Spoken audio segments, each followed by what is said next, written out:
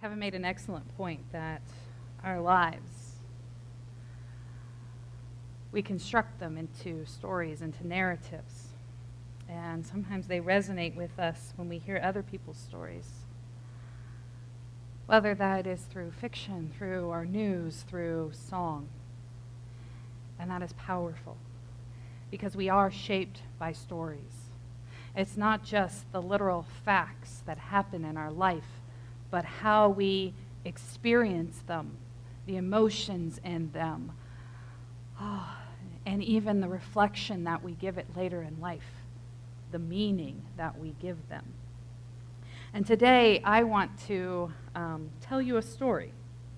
Tell you a story of something that happened about 3,000 years ago when the kingdom of Israel was in its infancy.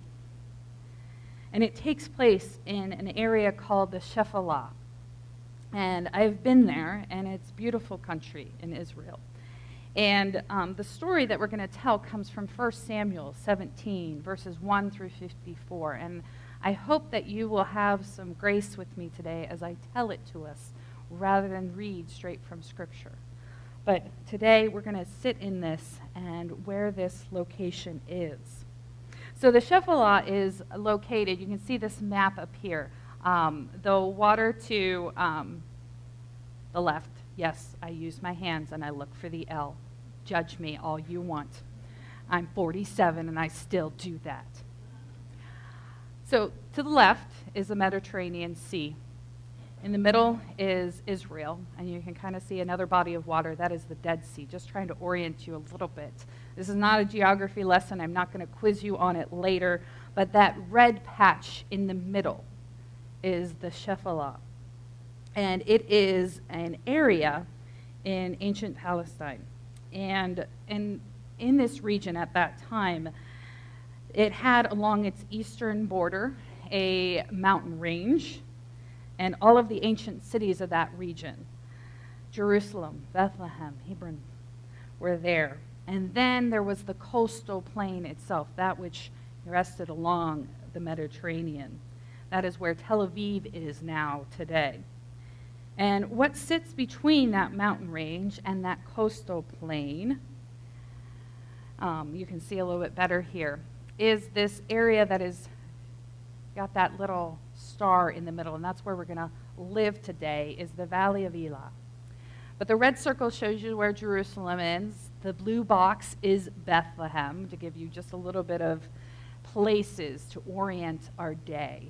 But this area is the Shephelah, or the Judean foothills. And it's beautiful country. And this series of valleys or ridges that run east to west. And if you follow the Shephelah, you get from the coastal plain to the mountains. Remember, that's where those cities are. And if you wanted to get to those mountains from the coast, from that coastal plain, if you lived there, like the people called the Philistines did, you would have to journey through the Shephelah. It was the best way to get there, and that was the only way if you wanted to threaten the people who lived in those cities, in those mountains. That was the way that you took. So, kind of looking at this from the big picture. Now, the Philistines were the biggest enemies of the kingdom of Israel at this time, about 3,000 some years ago. And they live on that coastal plain, as I said. And they start to make their way through the coastal plain into the Shephelah, into those foothills of the mountains. Because what they want to do is to occupy that area. And then they want to go and split the kingdom of Israel in half. They want to divide and conquer. And obviously, the king of Israel at that time, King Saul, he learns about this. And he brings his army down from the mountains. And he confronts the Philistines in the Valley of Elah. Again, that is that star position on our map today. And so he confronts them there. And this is a picture of what that region looks like today. But it is interesting to think about this 3,000 years ago and how these two armies were faced off against each other. See, the Israelites dig in along the northern ridge, and the Philistines set up camp on the southern ridge. And these two armies just sit down and stare at each other for weeks. Because you got to come down the mountain into the valley to get to the other side. And when you do that, you are completely exposed to the army that's still sitting on the other ridge. So they're in this deadlock together, and they want to break it because ain't nobody got time to just sit around looking at each other. And so the Philistines, they send their mightiest warrior down into that valley, and he calls out to them, and he says to the Israelites, "Send out your best warrior. Send out your best warrior, and we will have this out, just the two of us. Doesn't have to cost all these lives here. It's just you and me." And he is an impressive warrior. He is tall. I mean, I'm not just talking tall, I'm talking tall. Estimates, taking measurements from ancient literature, you always got to work with it a little bit to kind of bring it into our terms. But the estimates are that this man was between 6'9" or possibly even up to 9 feet tall. I don't know that it matters so much. I just know that 6'9" is pretty tall. My husband's 6'3", and I still got to look up at him. So this guy is big. And it's not just that he is a big dude. He has weapons. He has this amazing armor that shines, and no doubt when the light hits it, it's hard to see where he's coming from. That reflection, no doubt, has an impact on you as the warrior facing off against him. And this is not the only thing that he has at his disposal. He also has a sword, a javelin, and a spear. He's loaded for bear. He is ready for war. And he is absolutely terrifying. And no one from the Israelite army makes a move towards him. They sit on that ridge knowing that to go face off against this giant is a death wish. There is no way they think they can take him. And what fascinates me is that as we read that this Philistine, this giant who stands head and shoulders above everyone, is the very fact that we know that King Saul, the king of Israel, is a man known for being head and shoulders above everyone else. But Saul doesn't step up to the challenge. He sits back with the rest of the Israelites, cowering up on that ridge. No one will take up the challenge until one young shepherd, really still much a boy, steps forward, and he is delivering groceries to his brothers who are soldiers on the front line. And he is doing this at his father's insistence. Dad wants to know how he's doing, so he's like, send them some food, then they'll talk to you. It's the way of life.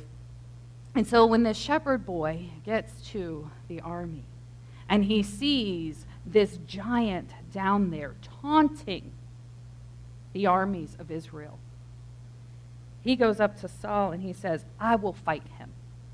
If no one else will fight him, I will fight him. I will fight the giant. And Saul says, that's ridiculous. You can't do this. This dude is a mighty warrior. You're a kid. But this shepherd boy is insistent. No one else is coming forward. So Saul gives in. And he turns to the kid and he says, if you're going to do this, I'm going to make sure you have the right stuff. I'm going to equip you to do this. And so Saul has his armor put on this shepherd boy. Now remember, Saul's a big dude. He stands head and shoulders above other people. I don't think the armor's going to fit, and it doesn't. And so he tries to give this to this shepherd boy, and he says, no, I can't wear this. I haven't worn it before. It's just going to be a problem for me trying to navigate some new piece of equipment while I'm trying to fight for my life and the life of my nation. I've never worn armor before. Let's just put this aside. And so this shepherd boy, he puts the armor aside and instead goes and picks up 5 stones. And he puts them in his shepherd's bag. And he starts to walk down the mountainside to meet this giant.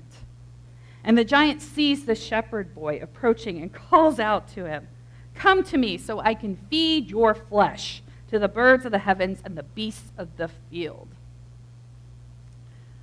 That sounds great. And he issues this taunt to this person who's coming down to fight him. And as the shepherd boy draws closer and closer, the giant sees, one, his size, but also that he is just carrying a staff. And the giant says, "Am I a dog that you come at me with sticks?" And the shepherd boy simply stakes out one of the stones, puts it in his sling. This is not a slingshot. This is a sling, a pouch with 2 long strands. He takes it out and he starts to swing it and lets it fly. And he hits the giant right between his eyes, this very vulnerable spot. And the giant falls down dead. Or dead, or possibly unconscious. It's not going to matter, because the next thing that happens is the shepherd boy runs over, takes the giant's sword, cuts his head off.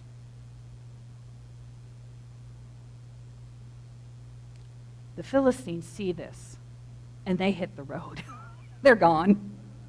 You took out Goliath with a stone. We want nothing to do with this. And as you probably figured out, the name of the giant is Goliath, and the shepherd boy is David. And this thing about David's story is that he is depicted as an underdog. He is somebody who has persevered against odds that seem very improbable, that he is a weaker person going up against a stronger person. It is a metaphor for us for victories that do not seem possible at the time. So why do we call David an underdog? We've kind of touched on some of these things. He's a little kid in many ways compared to Goliath. And again, I talked a little bit about his height.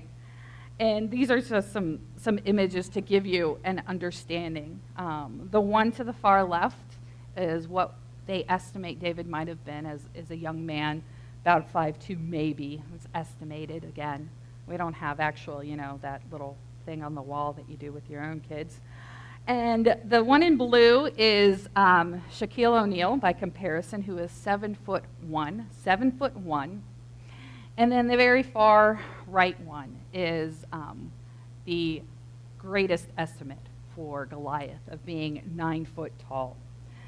And so in between there is the world's largest or tallest man by medical history, who was about 8'11". So kind of thinking about these dimensions, no doubt, if you put the one on the left against the one on the right, yeah, I wouldn't bet on the guy on the left. I wouldn't bet on David. But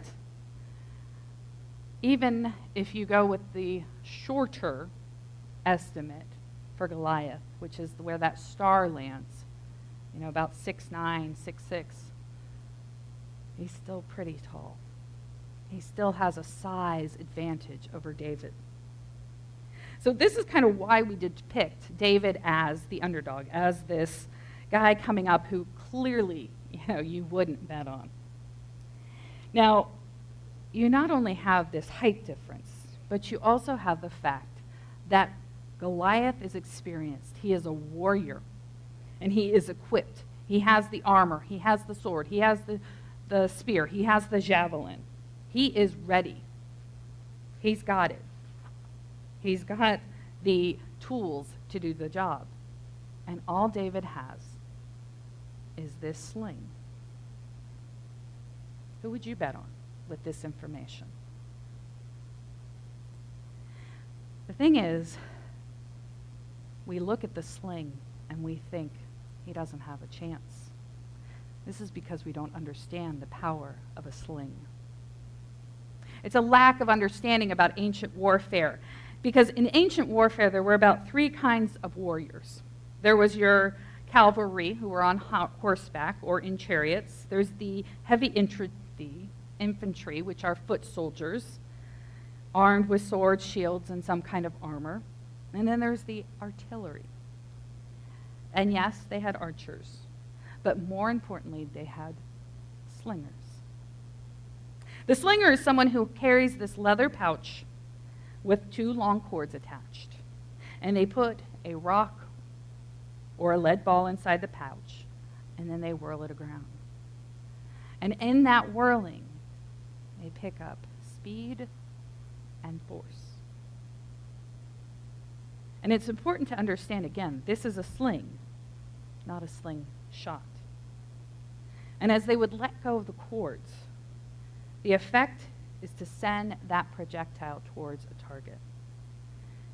And it's not right to think about this as a child's toy, because it's in fact very devastating because of the speed at which this projectile would be coming at your target.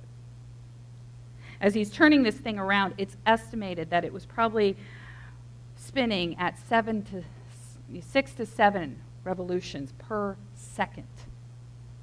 6 to 7 revolutions per second. That is fast. And when it is released, it's going forward probably about 35 meters per second. And it's substantially faster. Let's put it in terms maybe we understand. It's substantially faster than many of our baseball pitchers today. And I don't know about you, but I do not want to be on the receiving end of a baseball thrown by a major league pitcher, let alone one of these stones thrown by David. So if you do kind of the math on the ballistics, the stopping power of that rock that David flung out, it's roughly equal to the stopping power of a 45 millimeter handgun. You want to change your bet now? This is an incredibly devastating weapon. And add in the accuracy of an experienced slinger, we know that from historical records, slingers could hit or even kill a target at a distance of up to 200 yards. They were incredibly accurate, and David is not 200 yards away from Goliath. He is much closer. When he lines up and he fires that stone, he has every intention and expectation that he will be able to hit Goliath where he aims. He hits him right in that vulnerable spot between his eyes.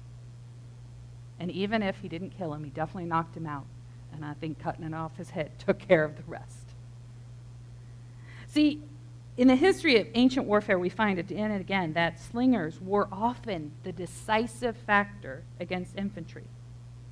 And that's what Goliath was. He was heavy infantry.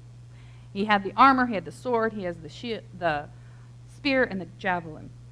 He is ready for close combat. And that is what Goliath expects to happen.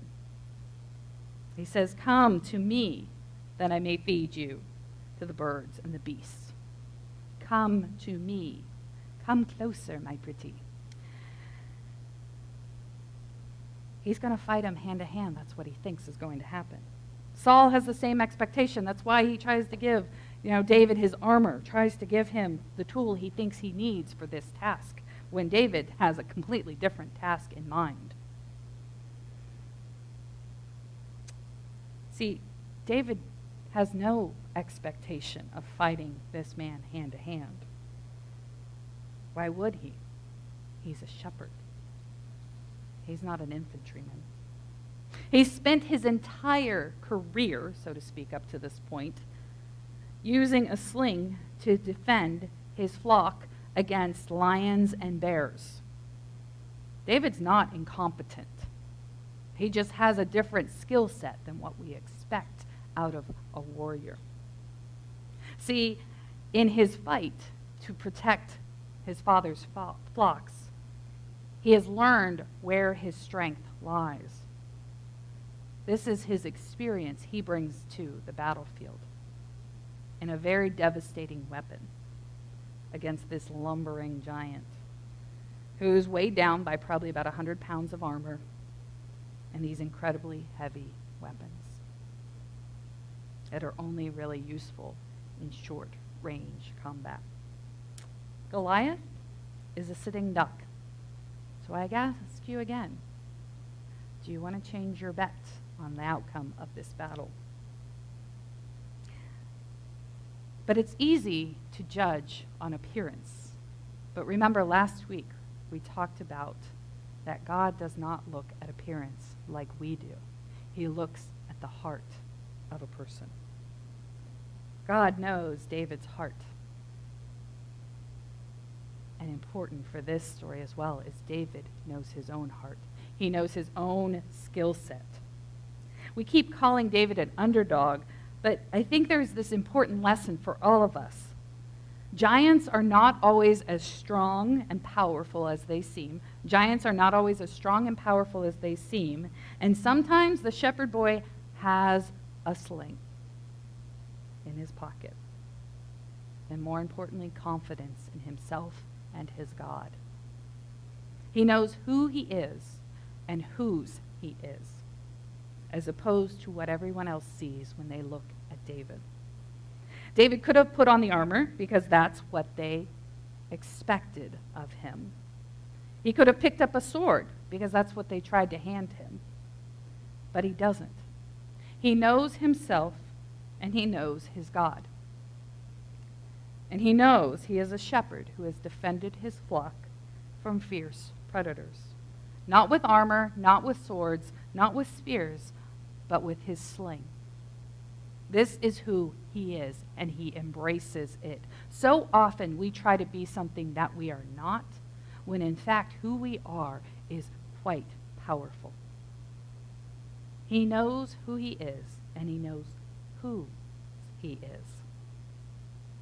Those battles defending the sheep have demonstrated to him that the outcome of fight can be decided not by how big you are, but by how clever and or how brave you are.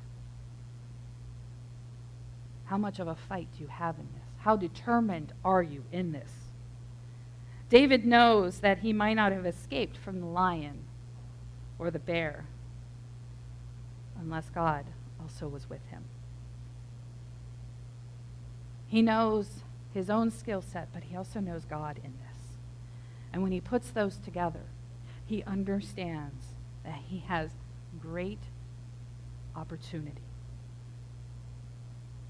That when these two considerations interweave, he knows what they can do. No courage and shrewdness, he may die. No involvement of God, he dies. He's needed both, and he will need both again. And he leans into that. He relies on that, trusting that God has brought him this far. And he will continue to trust that God will be with him in the present and into the future. It is because of, and not despite, David's size and his unorthodox choice of weapon that he is able to slay the giant. God has prepared David.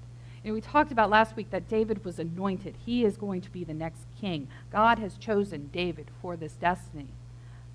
But after his anointing, there's really nothing, because David just goes back to those fields. Goes back to the smelly sheep, the hot sun, the cold nights, the loneliness. Or it is in those fields that God is preparing David for the work that will happen in that valley against that giant. We look sometimes at that time as wasted. Like, I had this big moment. They doused me in oil. They said I was going to be the next king. And then they send me back to work. They send me back to my old job. Or is it in the waiting that we are prepared?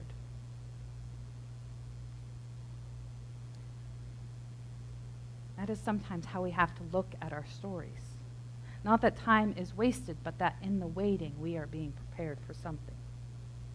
God prepared David in those fields for the work of this field of battle, where Goliath taunts Israel's army.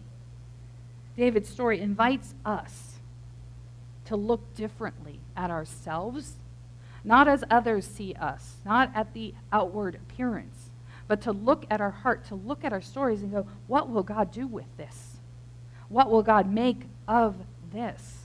What will God make of me? David's story invites us to know ourselves as well as to know the God who calls us into existence, who then calls us into relationship with himself through Jesus Christ, and then calls us into the work of his reign, his kingdom. So I want us today to think about not only David's story and how God interacts with David in this story, but also our own stories and how God has interacted with us. Who are we? Who are we? Our past, does not define us. Our past does not define us. God defines us. God looks at us and says, you are my precious child. You are my beloved. But our past does shape us. It gives us experiences that sometimes give us courage and strength for the next season, and sometimes they give us empathy and compassion for ourselves and others. Sometimes our experiences teach us to love ourselves and love others, if we will allow them to do that. So who are we? Who are we in this life? What are our gifts? What are our experiences? What are our skills? Look at all of them. Not what have we missed out on. Not what don't we have. Stop looking at the absence and look at what is present. Stop looking at the expectations of others and adopting them for your own. But who are you? Because when we know ourselves and our God, we can not only face the giant, we not only have the ability to face the giant, but to defeat them. There is this passage from Genesis where a man who has been sold into slavery by his brothers, think about that depth of betrayal, and goes through this so many series of hardships to come out on the other side and then be in a position to save those same brothers who sold him.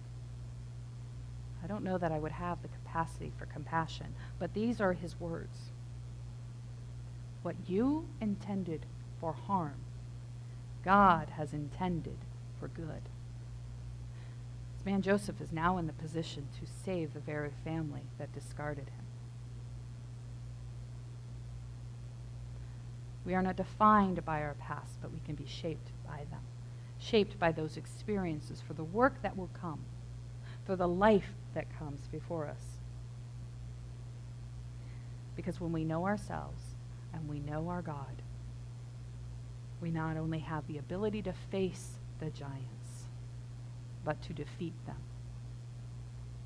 So I want us to take some time this week to continue to look at our own stories, our own life experiences, the events that have shaped you, that have brought you to this point.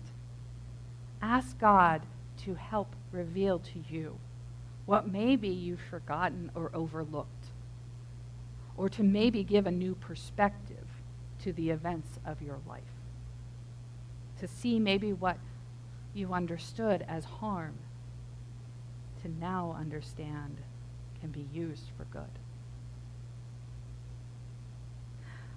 So that when we have this perspective, when we have this understanding of who we are and who God is, That when we are engaged in the everyday, maybe engaged in the very ordinary task of carrying groceries, that we can see the extraordinary work and life that God is calling us into. Amen. Amen.